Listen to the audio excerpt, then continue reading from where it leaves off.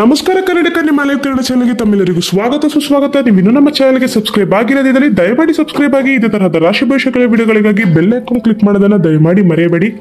2025 ಕ್ರೋಧಿನಾಮ ಸಂವತ್ಸರದಲ್ಲಿ ಮೇಷರಾಶಿಯವರ ಒಂದು ವಾರ್ಷಿಕ ಭವಿಷ್ಯ ಹೇಗಿರುತ್ತೆ, ಅವರ ಗ್ರಹ ಸಂಚಾರ ಹೇಗಿರುತ್ತೆ, ಯಾಕಂದ್ರೆ ಶನಿಯು ಇನ್ನೇನು ಮೇಷರಾಶಿಗೆ ಪ್ರವೇಶ ಆಗುವಂತಹ ಸಮಯ. ಈ ಒಂದು ಸಮಯದಲ್ಲಿ ಮೇಷರಾಶಿಯವರ ರಾಶಿ ಭವಿಷ್ಯ ಹೇಗಿರುತ್ತೆ, ಈ ವರ್ಷ ಕಷ್ಟಕರವಾಗಿರುತ್ತಾ ಅಥವಾ ಶುಭವಾಗಿರುತ್ತಾ ಅಶುಭವಾಗಿರುತ್ತಾ ಅಂತಕ್ಕಂಥದ್ದು ತುಂಬಾ ನಿಮ್ಗೆಲ್ಲ ಒಂದು ಪ್ರಶ್ನೆ ಇರುತ್ತೆ. ಆ ಪ್ರಶ್ನೆಗೆ ಉತ್ತರಿಸಿಕೆ ಅಂತಾನೆ ನಾನು ಬಂದಿದ್ದೀನಿ. ನಾನು ಎರಡು ರೀತಿಯ ಸಹ ಹೇಳ್ತೀನಿ, ಒಂದು ಮಂಡಲದಲ್ಲೂ ಸಹ ಹೇಳ್ತೀನಿ, ಇನ್ನೊಂದು ನಾನು ಅಂಜನದಲ್ಲೂ ಸಹ ಹೇಳ್ತೀನಿ. ಸರಿಯಾಗಿ ಕೇಳಿಸ್ಕೊಳ್ಳಿ ವೀಕ್ಷಕರೇ. ಈ 2025ರಲ್ಲಿ ಮೇಷರಾಶಿಯವರಿಗೆ ಗ್ರಹ ಸಂಚಾರವು ಬಹು ಮುಖ್ಯವಾದ ಬದಲಾವಣೆಯನ್ನು ತಗೊಂಡ್ಬರ್ತದೆ.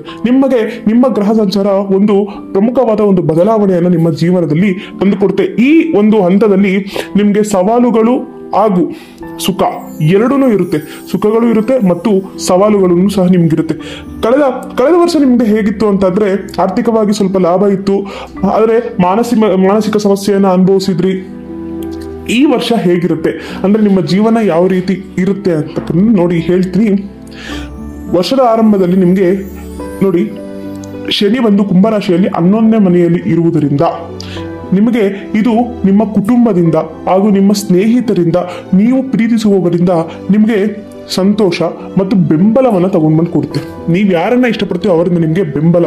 ಮತ್ತು ನೋಡಿ, ರಾಹು ಮೀನದ 2ನೇ ಮನೆಯಲ್ಲಿ 12ನೇ ಮನೆಯಲ್ಲಿ ಇರುವುದರಿಂದ ಇದು ನಿಮಗೆ ಜೀವನದಲ್ಲಿ ತುಂಬಾನೇ ಒಂದು ಸವಾಲುಗಳನ್ನು ನಿಮಗೆ ಅದು ತಂದಾಕತ್ತೆ. ಅಂದ್ರೆ ಏನನ್ನ ಮಾಡಬೇಕು ಅಥವಾ ಯಾವ ರೀತಿಯಲ್ಲಿ ಜೀವನವನ್ನು ತಗೊಂಡು ಹೋಗ್ಬೇಕು, ಯಾವ ದಿಕ್ಕಿನಲ್ಲಿ ಜೀವನವನ್ನು ನಡೆಸಬೇಕು ಅನ್ನತಕ್ಕಂಥದ್ದು ನಿಮಗೆ ತುಂಬಾನೇ ಒಂದು ಕನ್ಫ್ಯೂಷನ್ ಅಲ್ಲಿ ಇರ್ತೀರ. ಅದರಲ್ಲಿ ನೋಡಿ, ಅಶ್ವಿನಿ ನಕ್ಷತ್ರದ 3 ಮತ್ತು 4ನೇ ಪಾದ, ಭರಣಿ ನಕ್ಷತ್ರದ 2 ಮತ್ತು 3ನೇ ಪಾದದವರೆಗೆ ಇದು ನಿಮಗೆ ಜಾಸ್ತಿ ಆಗುತ್ತೆ.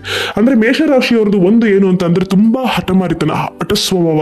ಒಂದರ ನೀವು ಜೀವನದಲ್ಲಿ ಏನೋ ಸಾಧಿಸಬೇಕು ಮಾಡಬೇಕು ಅಂತ ಅನ್ಕೊಂಡ್ರೆ ಯಥಾಸ್ಥಿತಿ ಯಾರೇ ಬಂದರೂ ಸಹ ನೀವು ತಲೆನೇ ಕೆಡಿಸ್ಕೊಳ್ಳಲ್ಲ. ನೀವೇನ್ ಮಾಡಬೇಕು ನಿಮ್ಮ ಜೀವನದಲ್ಲಿ ಅಥವಾ ಏನು ಮಾಡಬೇಕು ಅಂತ ಅನ್ಕೊಂಡಿದ್ರ ತುಂಬಾನೇ ಆರಾಮಾಗಿ ಅವರ ಕಣ್ಣು ಮುಂದೆನೆ ಅದನ್ನ ಸಾಧಿಸಿ ಅವ್ರಿಗೆ ಮುಖದ ಮೇಲೆ ಏಟು ಕೊಡೋದು ಅಂತಾರಲ್ಲ, ಆ ರೀತಿ ನೀವು ನಿಮ್ಮ ಜೀವನವನ್ನ ಇಟ್ಕೊಂತೀರ. ತುಂಬಾ ಜನಕ್ಕೆ ನೋಡಿ, ಮೇಷರಾಶಿಯವರಿಗೆ ಆಸೆ ಇದೆ, ವಿದೇಶ ಪ್ರಯಾಣ ಆಗುತ್ತೆ ಗುರುಗಳೇ ಅಂತ ತುಂಬಾ ಜನ ನನಗೆ ಪ್ರಶ್ನೆಯನ್ನ ಕೇಳಿದ್ರೆ ನಿಮ್ಮ ಪ್ರಶ್ನೆಗೆ ಉತ್ತರಿಸ್ತೀನಿ. ನೋಡಿ, ಈ ಒಂದು ಅಂಜನವನ್ನು ಸಹ ನಮಗೆ ಪರಿಪೂರ್ಣವಾಗಿದೆ. ಈ ಒಂದು ಅಂಜನದಲ್ಲಿ ನೀವು ನೋಡ್ಬೋದು, ಇಲ್ಲಿ ನಮಗೆ ನೋಡಿ ಒಂದು ಚೆಂಡಿನ ಆಕಾರ ಕಾಣಿಸುತ್ತೆ. ಇದು ನಮಗೆ ಏನನ್ನ ಒಂದು ಅನುಗುಣಿಸುತ್ತೆ ಅಂತ ಅಂದ್ರೆ, ವಿದೇಶ ಪ್ರಯಾಣ ಯಾರ್ಯಾರು ಮಾಡಬೇಕು ಅಂತ ಅನ್ಕೊಂಡಿದ್ದೀರಾ ಮೇಷರಾಶಿಯವರಿಗೆ, ಖಂಡಿತವಾಗಿ ಈ 2025ರಲ್ಲಿ ನಿಮಗೆ ವಿದೇಶ ಪ್ರಯಾಣ ಖಚಿತವಾಗಿ ಹೋಗ್ಬೋದು. ನೀವು ಅದನ್ನ ನಿಮ್ಮ ಬಾಳ ಸಂಗಾತಿ ಜೊತೆ ಹೋಗ್ಬೇಕಂತ ಅನ್ಕೊಂಡ್ರು ಪರವಾಗಿಲ್ಲ, ಅಥವಾ ನೀವೇ ನಿಮ್ಮ ಸ್ವಯಂ ಆಗಿ ಹೋಗ್ಬೇಕಂತ ಅನ್ಕೊಂಡ್ರು ಪರವಾಗಿಲ್ಲ, ನೀವು ವಿದೇಶ ಪ್ರಯಾಣ ಮಾಡುವುದು ಖಚಿತ. ಅದರಲ್ಲೂ ಕೃತಿಕಾ ನಕ್ಷತ್ರ, ಅಶ್ವಿನಿ ನಕ್ಷತ್ರದ 1, 2 ಮತ್ತು 2ನೇ ಪಾದದವರೆಗೆ ತುಂಬಾನೇ ಅವಕಾಶಗಳಿವೆ. ಅಂದ್ರೆ ಈ ತರ ವಿದೇಶ ಪ್ರಯಾಣ ಮಾಡುವುದು. ಮತ್ತು ಆರ್ಥಿಕವಾಗಿ ಹೇಗಿರ್ತೀವಿ ಗುರುಗಳೇ ಅಂದ್ರೆ ಎಲ್ಲನೂ ನಮ್ಗೆ ಆರಾಮಾಗಿ ಇರುತ್ತೆ ಅಂತ ನೋಡಿ ಹೇಳ್ತೀನಿ. ಅಂದ್ರೆ ಗುರು ನೋಡಿ, ಈ ವರ್ಷದಲ್ಲಿ ಗುರು ಬಂದು ವೃಷಭ ರಾಶಿಯ 2ನೇ ಮನೆಗೆ ಹೋಗ್ತಾರೆ.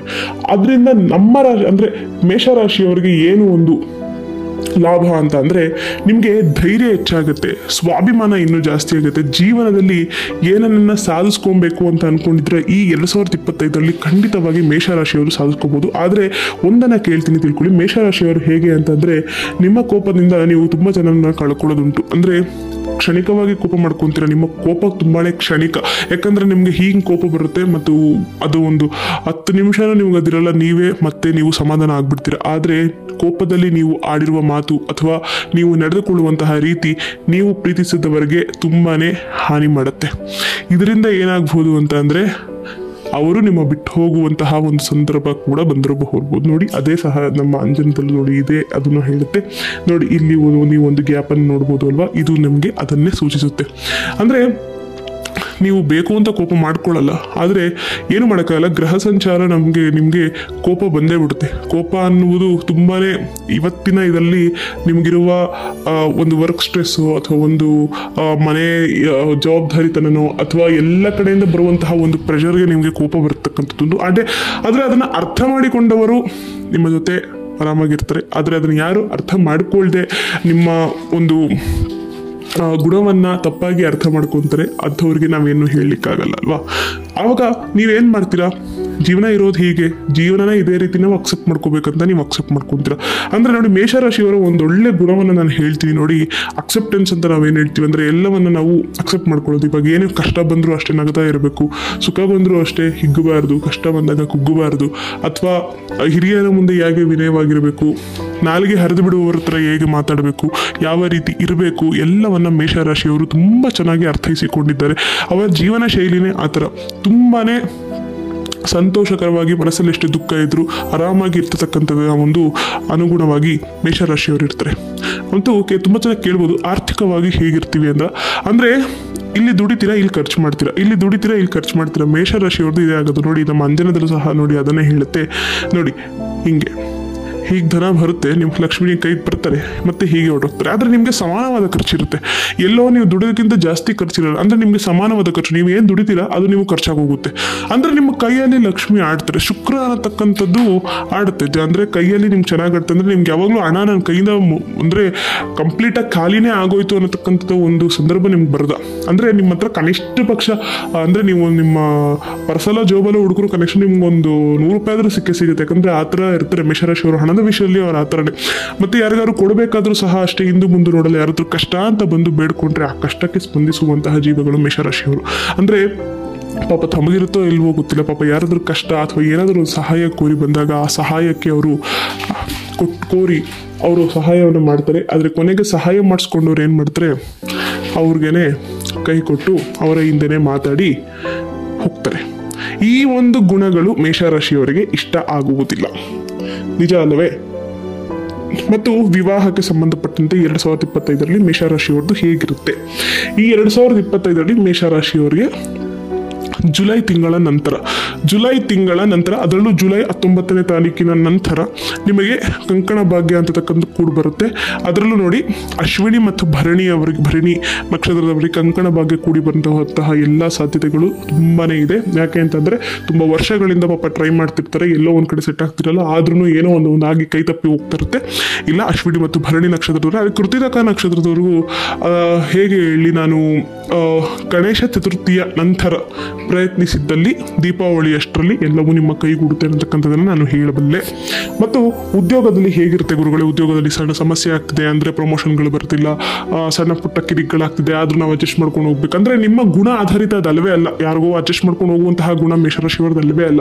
ಆದರೂ ಈ ಥರ ಸಮಸ್ಯೆ ಆಗ್ತಿದೆ ಗುರುಗಳೇ ಅನ್ನೋರಿಗೆ ಒಂದು ಹೇಳ್ತೀನಿ, ಕೇಳಿಸ್ಕೊಡಿ. ಸದ್ಯದಲ್ಲಿ ನೀವು ಇರ್ತಕ್ಕಂಥ ಪರಿಸ್ಥಿತಿಗೆ ದಯವಿಟ್ಟು ಯಾವ ಕೆಲಸವನ್ನು ನೀವು ಕಳ್ಕೊಬೇಡಿ. ಯಾಕೆ ಅಂತಂದರೆ ನೀವು ಮತ್ತೆ ಇವಾಗ ಕೆಲಸವನ್ನು ಕಳ್ಕೊಂಡ್ರೆ ಅಥವಾ ನೀವು ಏನೋ ಒಂದು ದುಡುಕಿ ನಿರ್ಧಾರ ಕೊಟ್ಟು ರಿಸೈನ್ ಮಾಡಿದ್ರೆ ಮತ್ತೆ ನಿಮಗೆ ಹೊರಗಡೆ ಕೆಲಸ ಸಿಗೋದು ತುಂಬಾ ಕಷ್ಟ ಆಗುತ್ತೆ.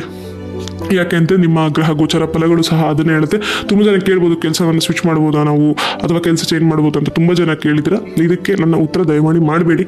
ಯಾಕೆ ಅಂತಂದರೆ ಇವಾಗ ಪ್ರಸ್ತುತ ಇರತಕ್ಕಂತಹ ಒಂದು ಗ್ರಹ ಸಂಚಾರಣೆ, ಒಂದು ನಿರ್ವಹಣೆ, ಒಂದು ನಾನು ಅದನ್ನು ಪರಿಗಣಿಸಿ ಕೆಲಸವನ್ನು ಯಾವುದೇ ಕಾರಣಕ್ಕೂ ಚೇಂಜ್ ಮಾಡಬೇಡಿ. ಇರುವ ಕೆಲಸದಲ್ಲಿ ನಿಮಗೆ ಸ್ವಲ್ಪ ಕಷ್ಟ ಆದರೂ ಪರವಾಗಿಲ್ಲ, ಅದ್ರ ಜೊತೆಗೆ ಬೇರೆ ಏನನ್ನಾದರೂ ಬೇಕಾ ನೀವು ಸೈಡ್ಗೆ ಅಂತ ಒಂದು ಕೆಲಸವನ್ನು ಮಾಡ್ಕೊಳ್ಳಿ. ಆದರೆ ಅದೇ ಕೆಲಸದ ಮೇಲೆ ಕಂಪ್ಲೀಟಾಗಿ ಅವಲಂಬಿತ ಆಗಬೇಡಿ.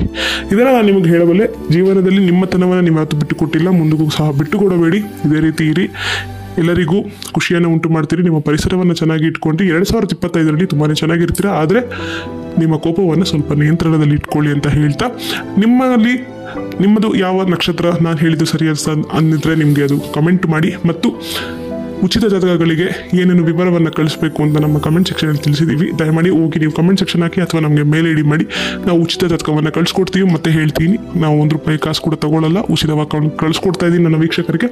ಆದರೂ ಮತ್ತೆ ಎಲ್ಲ ವಿಡಿಯೋದಲ್ಲೂ ನಾನು ಹೇಳಬೇಕು, ಅದಕ್ಕೋಸ್ಕರ ಹೇಳ್ತೀನಿ. ದಯಮಾಡಿ ಏನೋ ಅನ್ಕೊಂಬಿಡಿ ಅಂತ ಹೇಳ್ತಾ, ಇದೇ ಥರದ ರಾಶಿಭೂಷಿಗಳ ವಿಡಿಯೋಗಳಿಗೆ ಸಬ್ಸ್ಕ್ರೈಬ್ ಮಾಡ್ಕೊಳ್ಳಿ.